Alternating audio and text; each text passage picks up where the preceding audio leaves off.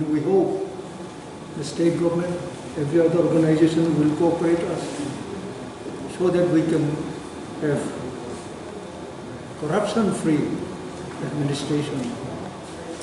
This is my plea and my appeal once again. I remember for the elders in different places in the state. They are gathering together today. Be 10 people, 25 people, could be 20 people. I have been receiving information from them just to commemorate and remember our hugest birthday, the 11th of June, in different places. Therefore, today, the great heart of Maharaj Pratap Ji to realize and acknowledge, to say yes to our request, to reveal the important days of 11th of June, which was birthday of our Tuesdays. And we still do carry the spirit, we do carry still the idea of fighting fearlessly, fighting ceaselessly to attain and to achieve it. We fought that time. I fought almost 55 years and we have succeeded. Today my advice to the leaders, those who are coming up, they must say in future that they have succeeded or they have achieved greater Ticoland. So this is what, as an elder, I want to convey my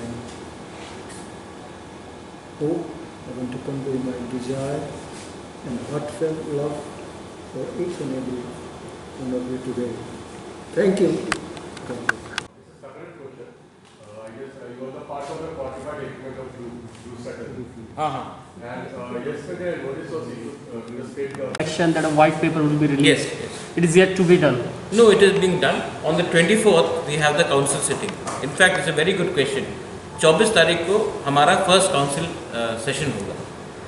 उस time हम लोग white paper present करेंगे कि कितना रुपया हमारे पास आया है, कितना रुपया कौन से डिपार्टमेंट से आता है, ONGC से कितना आता है, एक्साइज से कितना आता है, फॉरेस्ट से कितना आता है, कितना रुपया हम खर्च करते हैं फॉर सैलरीज, कितना रुपया जाता है एजुकेशन में, कितना रुपया जाता है सोशल वेलफेयर में, फिशरीज में.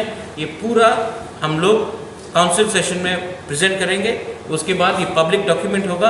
आप अपने न्यूज़पेपर में, अपने मीडिया हाउस में बड़ा करके देखिए, क्योंकि सबसे इम्पोर्टेंट चीज़ है आज के दिन 80 to 85% जो पैसा आता है वो सैलरी में चला जाता है. और ये हमारा दुर्भाग्य है कि हमने बिल्डिंग्स बनाया है लेकिन बिल्डिंग्स को मेंटेन नहीं किया. ADC ने डिपार्टमेंट्स बनाया है लेकिन डिपार्टमेंट से पैसा नहीं है और हम कहते हैं कि हमने इतना दिया है. आज ADC में हमने सिर्फ 5 या 6 हज़ार लोगों को नौकरी दिया है और थोड़ा अमीर बनाया है, और 9 लाख लोग जो उसके बाहर है उनको हमने कोई सुविधा नहीं दी है.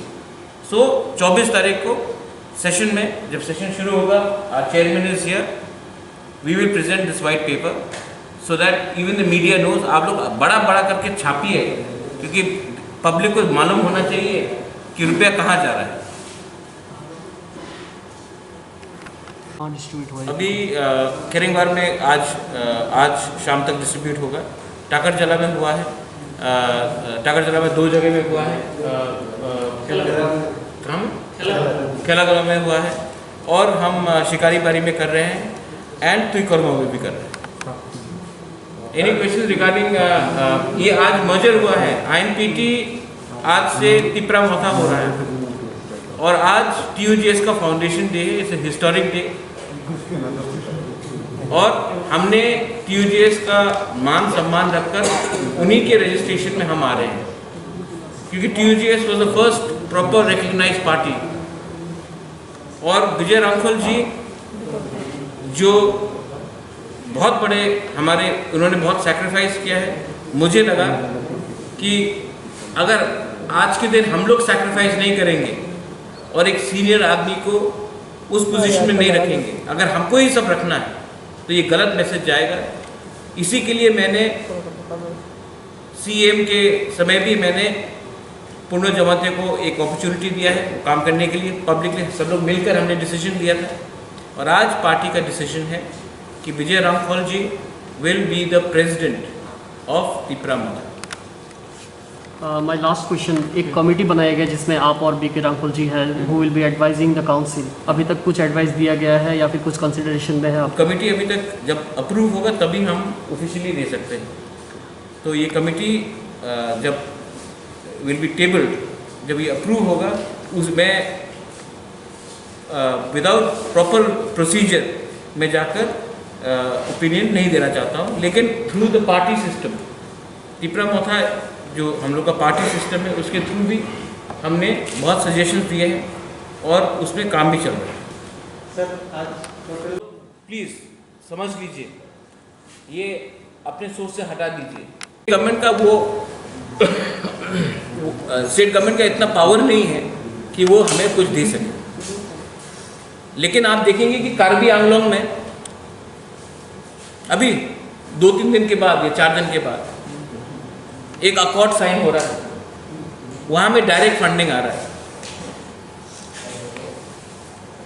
तो जब गवर्नमेंट पिक एंड चूज करती है, इसी सरकार जो पावर में आने से पहले स्टेट काउंसिल डिमांड किया था, जनजाति मोर्चा ने, बीजेपी आर्टिकल 244 डिमांड किया था।